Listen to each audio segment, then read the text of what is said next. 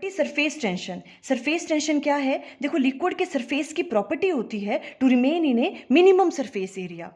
उसकी वजह से क्या होगा, जो भी लिक्विड के सरफेस के पार्टिकल हैं वो एक दूसरे को अपनी तरफ अट्रैक्ट करेंगे ताकि वो मिनिमम सरफेस एरिया ऑक्यूपाई कर सके, जिसकी वजह से जो लिक्विड का सरफेस है वो एक स्ट्रेच्ड मेम्ब्रेन की तरह बिहेव करता है। तो हम किस तरह से राइट डाउन करेंगे? देखो, surface tension is the property of a liquid surface to remain in minimum surface area and behave like a stretched membrane.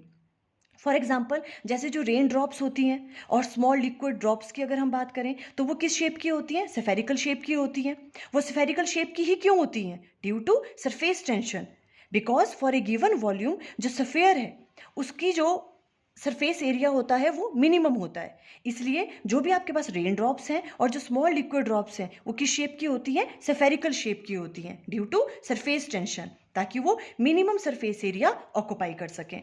अब देखो, इसके अगर फॉर्मूले की बात हम करें, मान लो ये आपके पास कोई लिक्विड का सरफेस है, अब ये लिक्विड के पार्टिकल्स हैं देखो, तो अब लिक्विड का सरफेस क्या करना चाहता है? मिनिमम सरफेस एरिया ऑक्यूपाई करना चाहता है। तो ये सारे पार्टिकल्स इनको अपनी तरफ अट्रैक्ट करेंगे और ये वाले पार्टिकल्स इनको अपनी तरफ अट्रैक्ट करेंगे ताकि वो मिनिमम सरफेस एरिया ऑक्यूपाई कर सकें।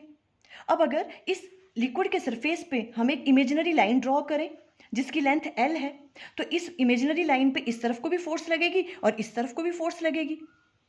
तो सरफेस टेंशन को हम किस तरह से राइट डाउन करते हैं? देखो, सरफेस टेंशन को हम S से भी डिनोट करते हैं एंड T से भी कर सकते हैं। तो ये किसके बराबर होगा? जो परपेंडिकुलर फोर्स लग रही है इस इमेजिनरी लाइन पे डिवाइडेड बाय जितनी उस इमेजिनरी लाइन की लेंथ है।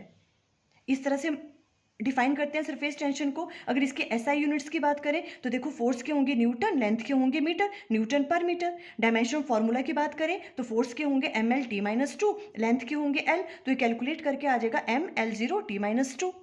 फुल एक्सप्लेनेशन की वीडियो का लिंक स्क्रीन पे आ रहा होगा। Thank you.